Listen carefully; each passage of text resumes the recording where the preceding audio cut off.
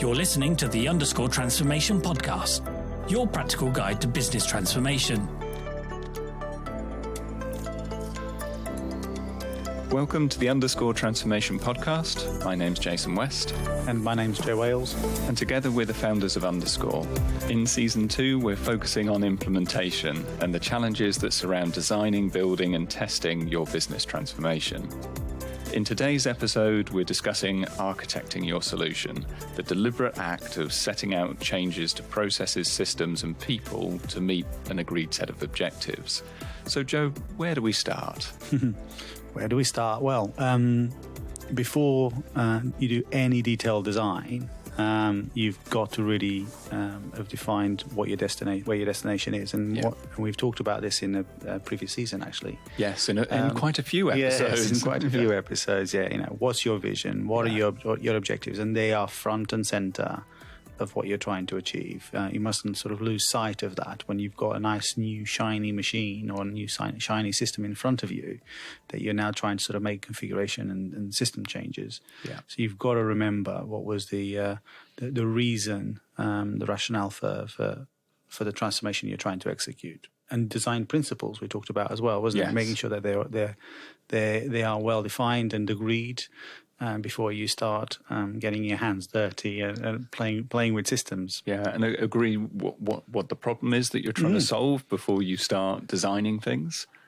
Yes, don't do things in dark rooms, isn't it? Don't go into a dark room making a series of design decisions that affect just you. So, which is a mistake that many organizations make, isn't it? When they've got a system in front of you, they try to get the system, or they try to make changes to business processes that impact just their function instead of looking what business problems we're trying to solve. Yeah, absolutely. And once you're really clear about what it is you're actually trying to fix here, before you get into the detailed design of new processes, new systems, new team structures, all that sort of stuff, then you really need to have defined that high-level solution design, that blueprint of what it is you're going to change. So being clear, we're going to make changes to these strategies, these policies, these processes, these elements of systems, these ways of working, these team structures, and all that needs to have been well documented and signed off as part of the scoping phase of your program. But if you don't have these things in place, please don't rush into doing a whole load of detailed design before you've really thought about it, because it's going to cause you problems. Yeah. It's like trying to design on the fly. Yeah. If you were building a house, it would be a bit like... It wouldn't start with the roof. Yeah, exactly. Yeah. You wouldn't be pouring foundations before you designed anything on a bit of paper. No, exactly. Or if you've watched Grand Designs, then sometimes you Perhaps do, it turns out. Yeah. They still achieve great houses and great outcomes, but they're not all... The couples aren't often married at the end of it, though, are they? So. The other thing is actually with especially with cloud technology, actually on-premise technology they force you to think about this right up front, because you've got probably one opportunity to get it right.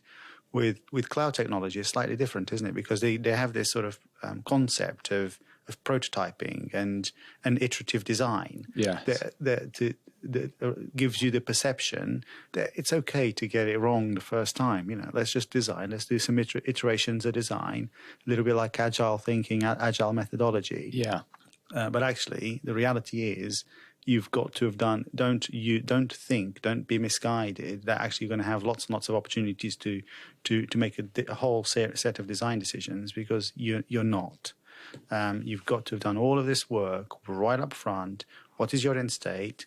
And your iterative design is just to refine the elements of that original sort of thinking that don't quite work. Yes, yeah. It's not an opportunity to continually redesign something as your stakeholders get involved and start asking you difficult questions about the design decisions you've made. Yes, yeah. And you need to have quite a lot of clarity as you go into those sessions around your structure, your operating model. Who's going to do what? Yes, absolutely. Yeah. Are we going to have shared services in every country, or is it going to be regional, or is it going to be a global central shared service? Will it exist at all? And being clear about the data structures that underpin the processes and the systems. If you haven't done that thinking before you get into a room and start designing systems, you're going to have a lot of problems. The other thing, and I'm highly aware that we've become guilty of it ourselves.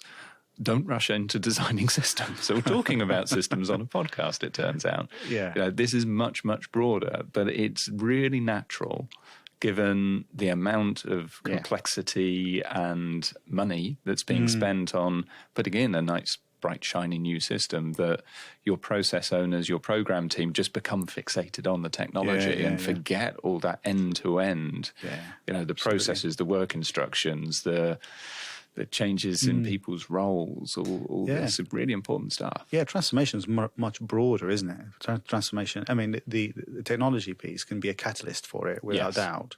But actually, this is much broader. It's changing hearts and minds, changing ways of working, changing cultures around the organization. So this is not just about getting into the dark room and playing about with some switches on systems. Yeah. Okay, so let's assume for now that your blueprints, your plans, they're all in good shape. They've all been really well thought through. They've been signed off as part of your final investment decision before you got to this stage or your start of implementation. Then, surely you must be ready to get started now, aren't you?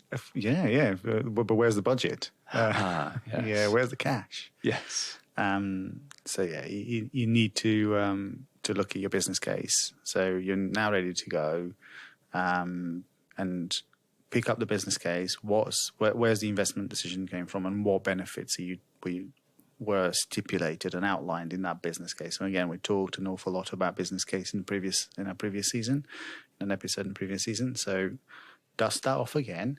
Yes. Hopefully it wouldn't have been too long ago between business case being signed off and you being in this position to start architecting your future state. Yes. Dust that off again and put those benefits front and center of your design thinking. Yeah, and really make sure that the team members, the process owners, your design authority, those people accountable for making design decisions are absolutely aware of the benefits that they need to deliver as part of their solution design. Yeah. And I think it's got to be part of that kickoff meeting that you have, that initial kickoff meeting with the program team, that you describe to them the business case. You hopefully you just reiterate it. They should have had a lot of input to this business case up to this point, but you need to really describe it to them again, and in that meeting assign benefits to process owners. Be really clear. You're accountable for delivering these improvements in order to cash or whatever it might be, the recruitment process, whatever those key metrics are that are driving the benefits that you've promised to the exec. Yeah. Make people accountable for them. Yeah. I mean, process ownership in itself is a whole different ballgame, isn't it? That is so important. Yeah. Ambiguity in a project about who's accountable for delivering a certain outcome, not just at the program level, but down at process level. Yes, it is clear. You have to have clarity around that, because ambiguity in it will cause you problems. Yeah, absolutely, and. That's at kind of the process level. You touched on the program level. You really do need to make sure you've got an individual who's accountable to the sponsor for the overall delivery of the business case. Yeah, those business benefits. Yeah, that program lead, that person that's going to work alongside a program manager, a program director. Yeah, that's going to be ultimately accountable for embedding that transformation across the various sort of work streams, whatever. Yes. And it's going to be accountable for the outcome of that transformation. Yeah, it's that permanent member of staff. Yeah. And they really do need to be a permanent member of staff. It's on your payroll rather than an external consultant or contractor that you bring in to do this. And they need to attend every single design session. They need to be in those playback sessions. They need to be heavily involved in testing. And they're there to really ensure that the processes, the systems, and the people elements of the change have been well designed, and they're going to meet the required benefits. That they need to live and breathe the business case. They need to represent it into the program. But some of the challenge around that is that they don't necessarily all have a broad spectrum of experience of other organizations, the people in these kind of transformation lead roles. So they might have a reasonable view of what good practice looks like, but maybe not. And in a lot of cases, they could well be new to this whole approach of architecting, of design, and being able to coach others, so other process owners, through making the trade-offs that you have to make between one set of design decisions and another. Yeah. You're right, actually, because that is the risk of having somebody that's been in an organisation, they've got an awful lot of corporate knowledge, and this is an important point. The person that is spearheading this program, supported by a number of different roles, and we talked about key roles before in previous episodes as well, to deliver a successful program.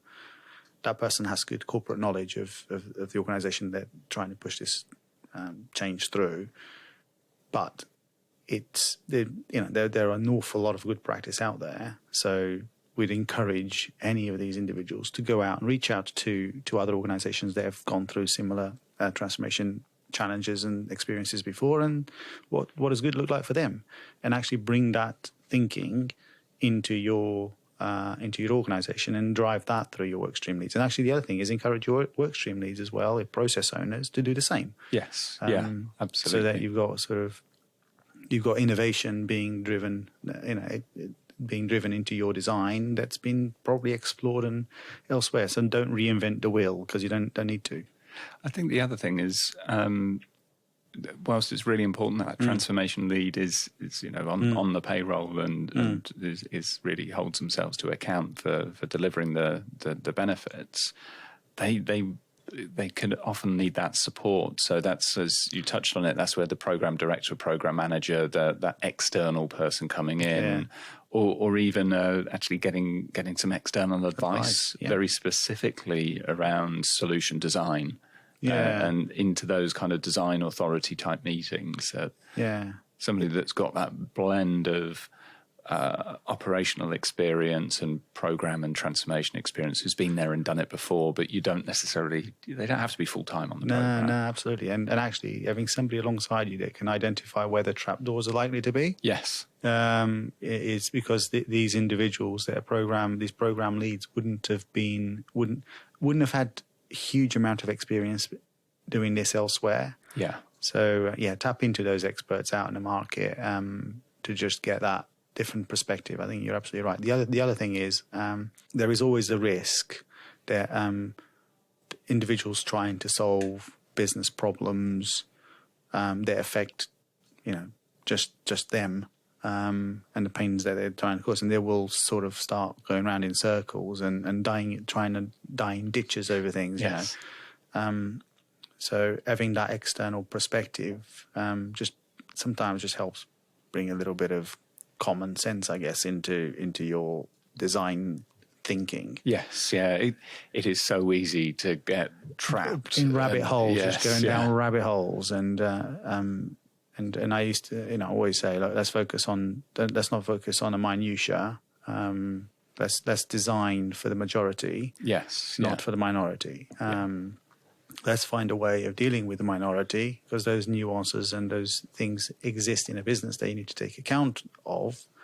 A particular business unit might work in a certain way. And you don't ignore that, but don't design your end state to account for the complexity that's driven out of that business unit for their particular reasons. So it's just things like that. And it's easy, it's really easy in design workshops and design sessions, when you've got a multitude of people in a room with different perspectives and different ideas about what good looks like, it's easy to sort of go down rabbit holes.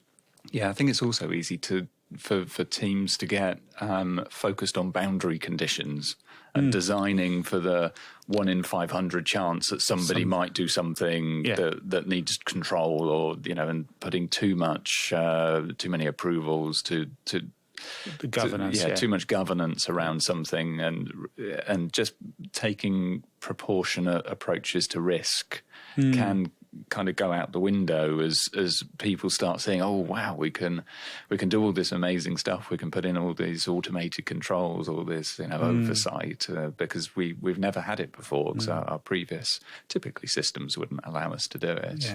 The other thing is, it's like remembering that you're not putting something in for your own use, you're putting something in for somebody else to use. Yes, so, that real kind of customer-centric design. Exactly.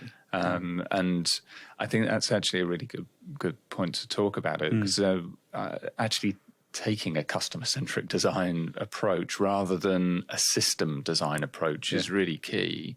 Because in the world of SaaS, now most people, if they're implementing a system these days, are going to go for a cloud solution, more or less.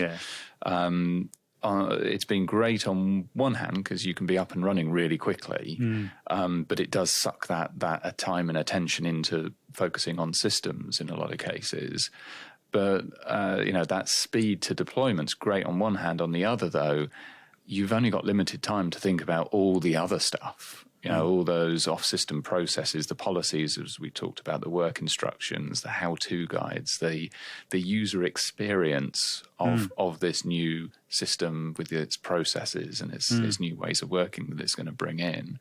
And you can spend less time on the change because you have less time to spend on the change. So really thinking about that customer-centric design before you get into the systems piece is really, really important. Yeah. It is easy to sort of design things to solve your own problem. Yeah. Because in a finance transformation program, or an HR transformation program, or a procurement one, you're ultimately designing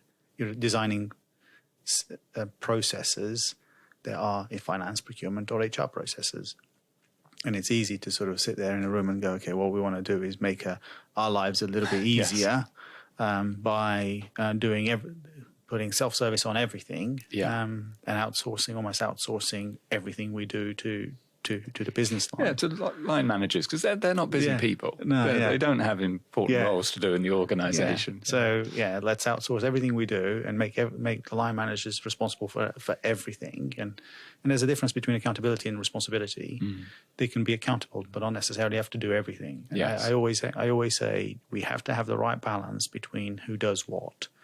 And if a procurement function, a finance function, and an HR function are all going through transformation at the same time, and have got the same ethos of let's move everything over to the business line, them to do everything, it's an awful lot of change to land in a business at one point. Yes. So you've got with cloud technology especially, you can be up and running in 12 months. Yeah, or sooner. Well, so if it's a big transformation program across all functions, it will probably take you a little bit longer. But 9 to 12 months, you're up and running. Yeah. So it's not an awful lot of time to change hearts and minds of people. Yes. Across an organization, and especially when you don't actually know from the very outset what the end state's going to look like, because you're still architecting. Yeah. So engage the business in your architect phase as much as possible. Yes. In the right way, though, because you don't want to cast thousands in your absolutely. design workshops. Absolutely. Yeah. You need to find those mechanisms of playing back to the business some of the design decisions you're making, and the impact of these design decisions will have on your business. Yes. Find a way. Don't do all the design in a dark room and then go, ta-da! Yes, this is what it's going to look like. Because you might have you might have feedback and you might have a point of view from the business that goes, actually, you haven't thought about this. Yeah. You have to go back to the drawing board, and you do not want to be going back to the drawing board, because inevitably it means delays to projects. Yes. Everything needs to get retested. It's horrendous. Weeks on weeks, if not months of delay. So do your architect, before you start pushing a whole load of design into a system or into changing your processes, play back these design decisions to the business.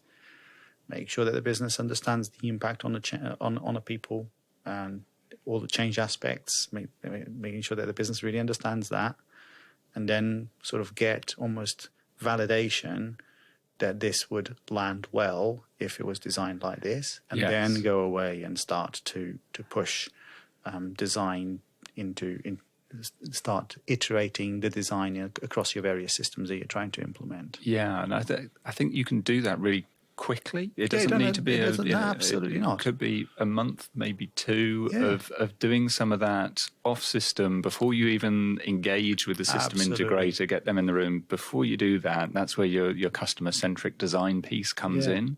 And there's lots of good processes out there for doing it. There's value proposition design, there's user experience design, customer centric design. There's lots of them, but it all starts with the customer and creating a number of personas. So getting your design team together, your process owners, your design authority together, create those personas, and then linking back to the requirements that you gather during the scoping phase.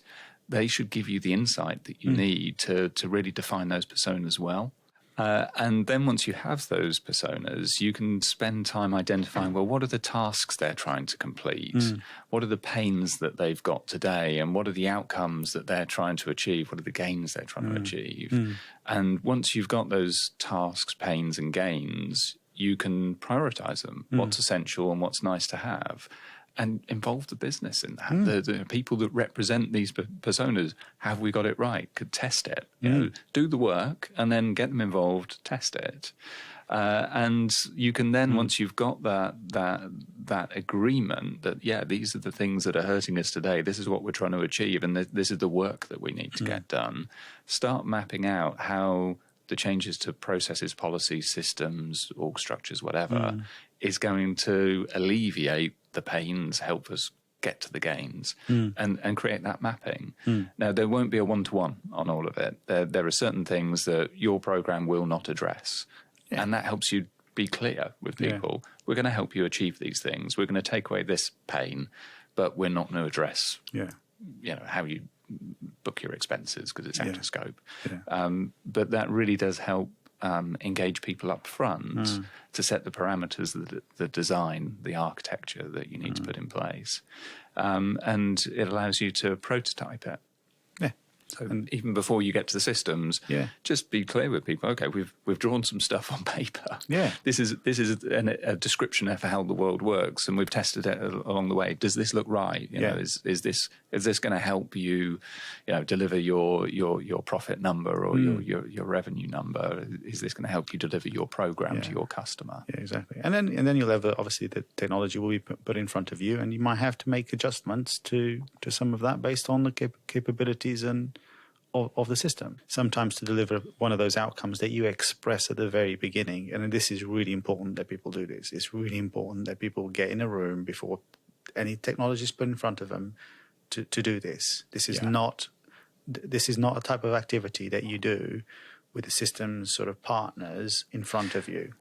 This is almost what we call phase 0. Getting the groundings right for getting a system integrator into a room or a partner to start making design decisions. It will help you make those design decisions.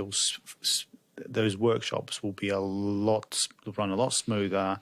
You'll crack through that activity a lot more effectively than being in a room trying to sort of make design decisions on the fly. Don't do that. This is really, really, really key.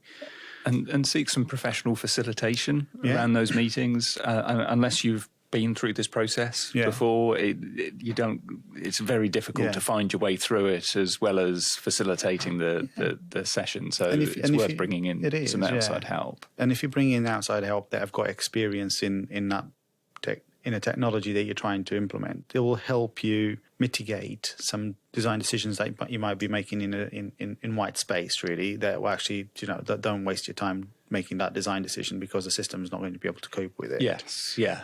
Whilst you don't want the, it's not about drawing stuff on a blank piece of paper, because the technology will come along, especially if you're implementing a cloud system like an Oracle or a Workday or a SAP or HANA, actually, isn't it? S/4HANA, Yeah.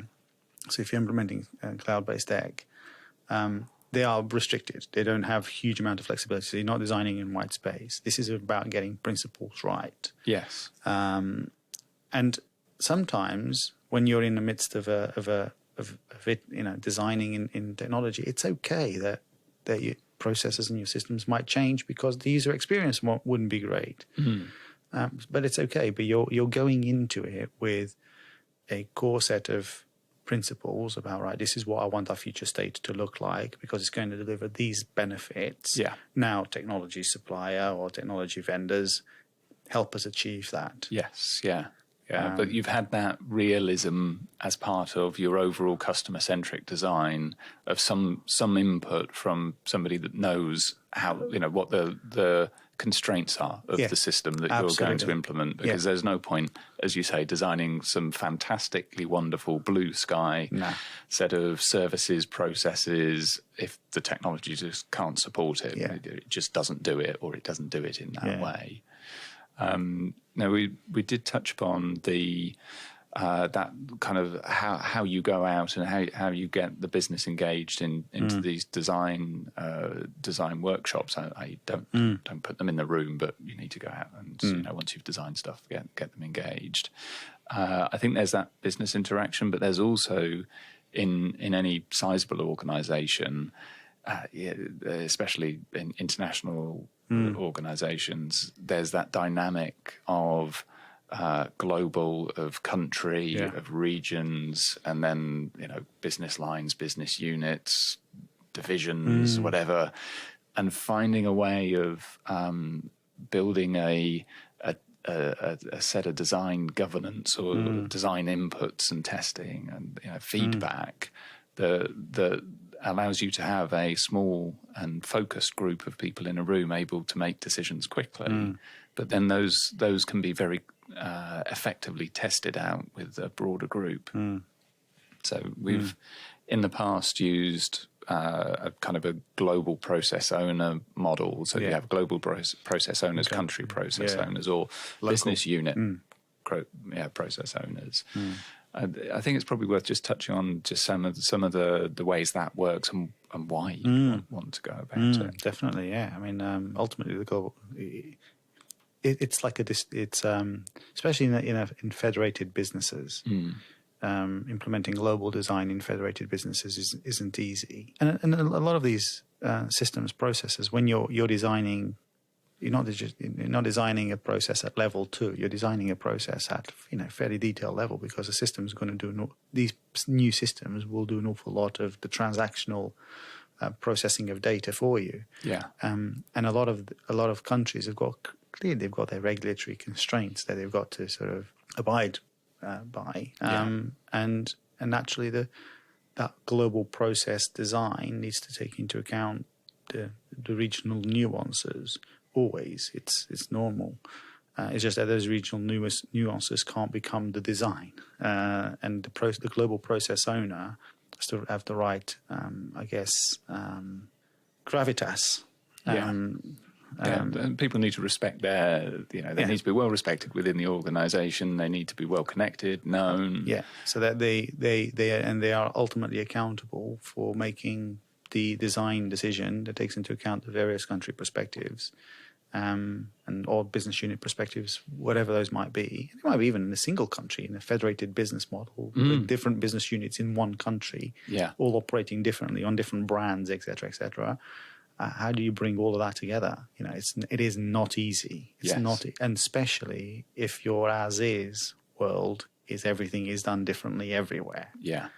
Moving to a common, moving to a common platform, expenses might get approved by 50 people in one business unit and no approvals in another business unit. And how do you get to a common place in a common sort of governance structure or common delegation of authority in spend. Yeah.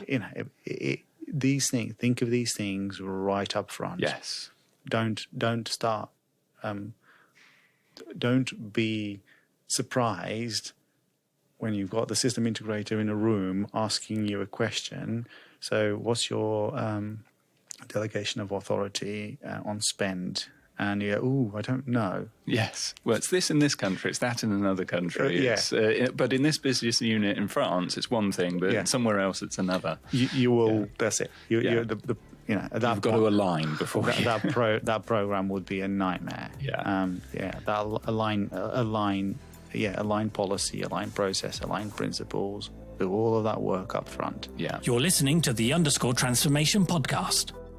This podcast is brought to you by _, the transformation capability specialists. To find out more, visit _group.com. Yeah, and it's possible to build that level of complexity into a system. It's going to be a nightmare to support. Yeah, it might add some value, but probably be problematic. I would doubt that any organisation that's going through a transformation program of any kind would want to retain that level of complexity. Yeah. But you see it happen. Yes, you do. Yes, you do. But use this as an opportunity to address some of these. And let's be clear. That in some areas, absolutely is valid. There's some real good business reasons why you'd have something that's different, because that business it generates. There's value in it.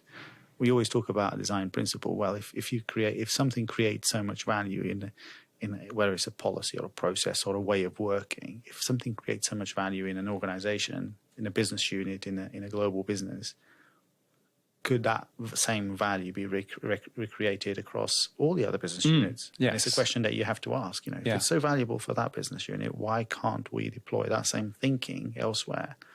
It's having that sort of flexibility in your and agility in your thinking. Yeah. That's really, really important. And I think having those feedback loops is really key. So as a sponsor or a transformation lead or as a program director, I'd want to know and be confident that the global process owners are having these regular weekly conversations with their group of country process owners, and they're looking for these opportunities to take good or best practice to reach these compromises, and those kind of regular drumbeat of process owner decision making groups are meeting regularly before you get to designing technology. So they need to have formed into their own mini team, and they know each other. There's trust there, and they're able to work through problems together effectively. What will happen if that engagement doesn't take place is you implement a global process, or so it would seem. Yes. Because actually what's going to happen is the local countries will retain their local ways of working, their local systems, their local tools, their local processes, and they'll probably feel, many of our listeners might not agree with this, they might feel that actually something's been imposed on them from corporate or from group, that we'll just have to update a system just to keep everybody happy, but actually locally we'll keep doing whatever we've been doing for however long. Yeah, and surprisingly the benefits aren't realised. The change isn't embedded, and actually this adds operational inefficiencies and cost. Yeah, so as a practical tip for a transformation lead, make sure you check in with the country process owners. Just do dip checks here and there. Just make sure, how's it going, what's happening, you know, and just get their feedback. And if you find these regular weekly meetings aren't happening, you need to intervene. Yes. And if a sponsor is sitting there nervous about how this is progressing, or how this is landing, and is our message landing across the countries, are our countries really, what our business units, are they taking note of what we're doing? Maybe set up a call and you host a call and you invite the entire program team, the country representatives onto a team, and just have a chat with them. Yeah, yeah, and sponsors are having a random chat with people. In please do it. Yeah, absolutely. Set up dialogue channels, or set up channels of dialogue with the extended project team, and it's just to make sure that the country project team takes accountability, or the business units also take accountability for what they're being asked to do. Because especially in global programs, it is easy to be, in a very remote country, tail end of an organization, and go, well, this doesn't really impact me. I'll just sort of attend a call here and there, and I'll deal with it when it lands. Yeah. It's not great. Yeah. It does become, and the other thing, actually, when we're talking about design, especially in large organizations, do global design. Don't design, especially in organizations where perhaps we're phasing the deployment of something, where they're phasing a deployment of an ERP or whatever. Yeah. Don't do it. Don't pilot it. Don't do a pilot. Let's design the processes for this particular country and then roll it out globally. Yes. Don't do that. Do global design. In an organization that wants to implement a change globally, make sure you do global design. Yes, yeah, because otherwise you have a pilot country with a whole set of processes that all work brilliantly. Perfectly for that country. And then you rolled on to the next one and it all changes. And you roll on to the next one and it all changes. And you have 15 different iterations of design. Yeah, and I'll guarantee at some point you'll go, we need a different instance now. Yeah. We're going to have a fundamentally different version of this technology because it's just so different here. Yeah, it goes wrong. Really, it does really go quickly. wrong. Yeah, I've seen many programs and where systems get designed, and actually a lot of it is not even transformation. A lot of it is maybe an operational system.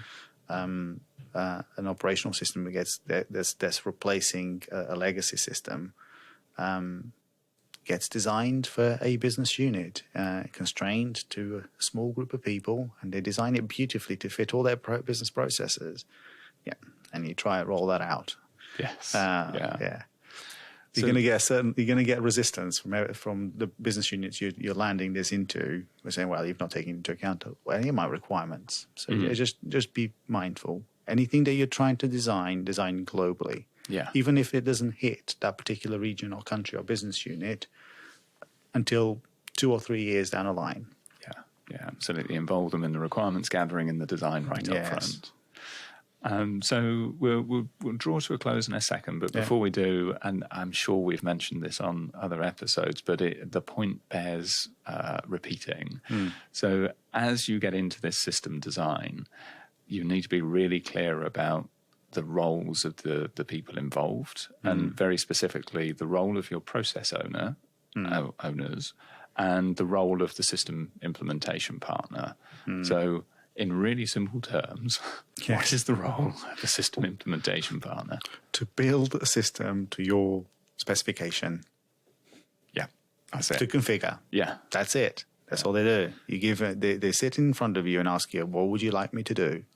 I'll give you options to, if you're contemplating certain things, or I'd like to design a process in this way.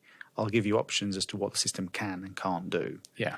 But it's not my decision. Yes. To ultimately you're the person who makes that decision. Yeah, it's the process owners who are accountable and responsible for making the design decisions that affect how efficient, how effective, how robust the system design, the data that it produces, the outcomes, the benefits that it delivers to the business. It's not the system integrator. And the system integrator is not going to give you what best practice on process. They will have a view because they will have designed many processes in other organizations as they've implemented the system across other businesses. But they're not the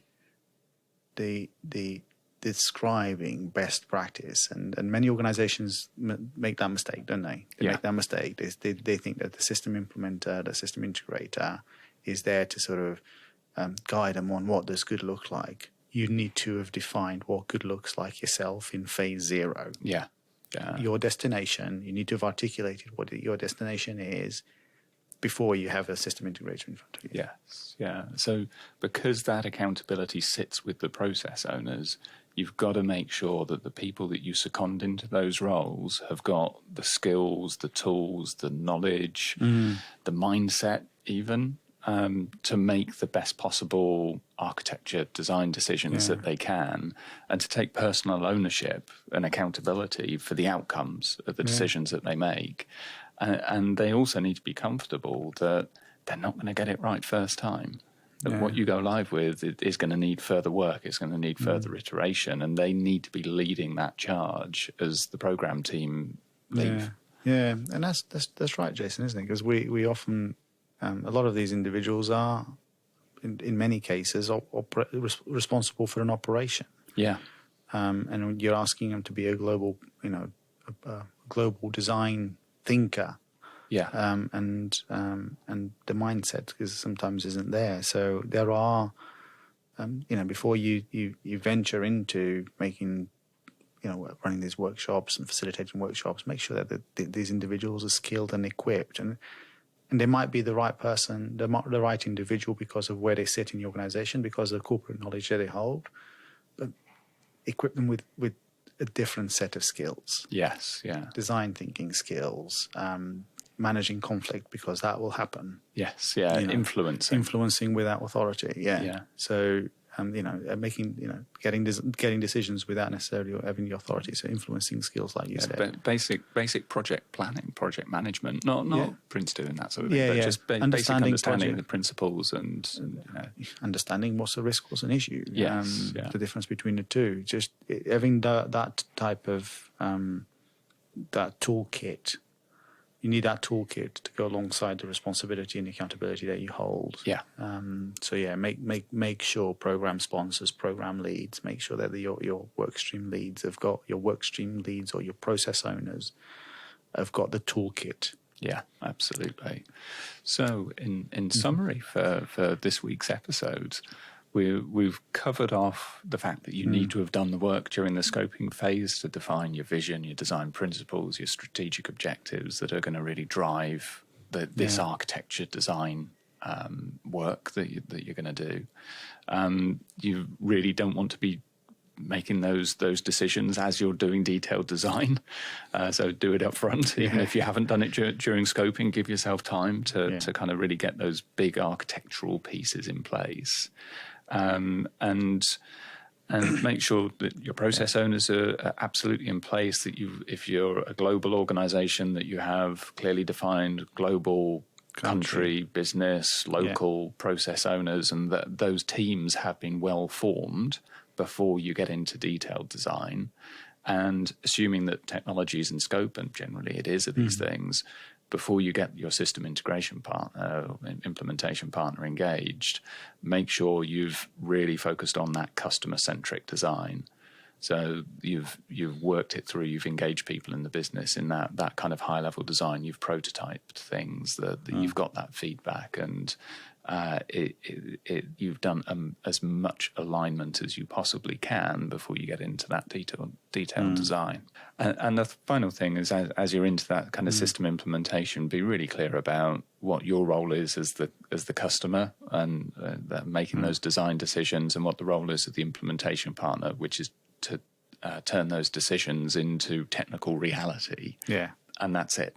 That's it. Yeah, I don't expect any more. Yeah, absolutely. And the final thought to leave you on is make sure that your process owner teams have got the right skill set, tool set, mindset to be effective in these new roles. Yeah, I mean, it's a huge topic. We've probably just skimmed the surface of it. Yes. Yeah, absolutely. Yeah.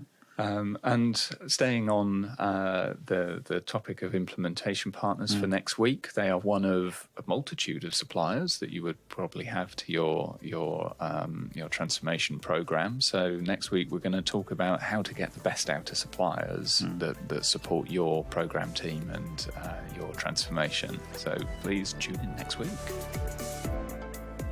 Thanks for listening. We really appreciate your support. So this episode focused on 1 of 10 critical success factors in a build phase of transformation. If you'd like to be at the front of the queue for next week's episode, please hit the subscribe button and don't forget to like the show if you found it useful. If you have any questions or opinions you'd like to share, please contact me, Joe Ailes, on LinkedIn or via our website _group.com.